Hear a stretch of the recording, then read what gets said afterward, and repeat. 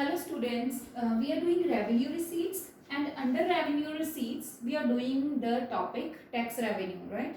So tax revenue, till now we have studied about direct taxes and indirect taxes and their difference, right?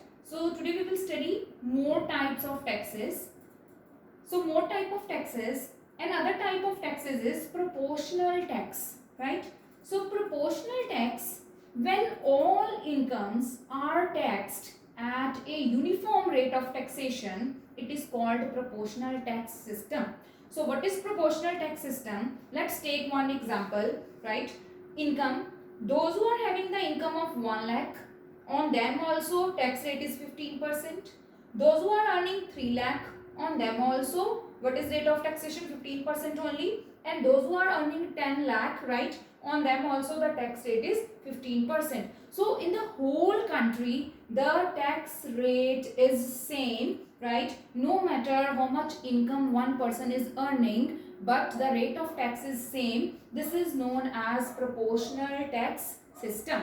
This can be shown through one diagram also. You can say on x-axis we have taken income and on y-axis we have taken tax rate, right? So this is showing that no matter income is increasing or decreasing, the tax rate will remain same only, it is 15%. Now what is the drawback of this type of taxes?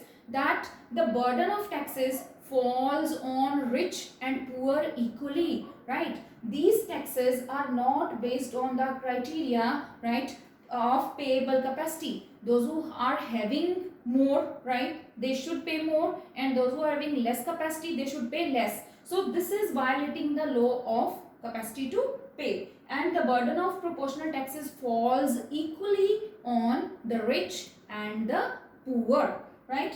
So generally when we will talk about indirect taxes, for example, on one soap, right, one Lux soap, for example, if the tax rate is 2%, so if rich person is buying the same, even then he has to pay 2% tax on the same, and even if the very poor person is buying the same, the person has to pay the same 2% tax rate. So this is proportional tax.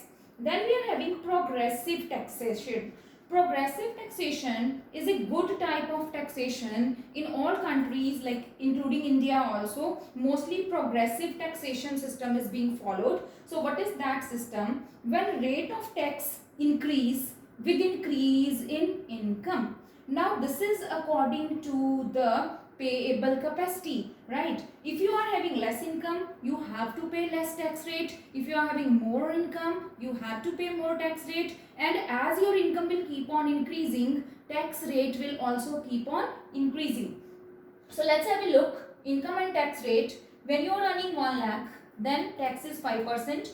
When you have started earning 3 lakh, now you have to pay more, 10 lakh, because your taxable capacity has been increased. Then when you have started earning 10 lakh, then one has to pay 15%. So this is as your taxable capacity is increasing, government is increasing the tax rate also. If you are having less money, government is imposing less tax according to your payable capacity, and when you are having more income, then government is imposing more taxes on you. So now here we can have a look on this diagram. You can say for progressive taxation system, this curve is upward sloping, which is showing that you have less income, you have to pay 5%. When your income will increase, your tax rate will also increase. So here the income and tax rate both are having a direct relation. Now what is the use of this type of taxation? That it helps to check the inequalities in income and wealth.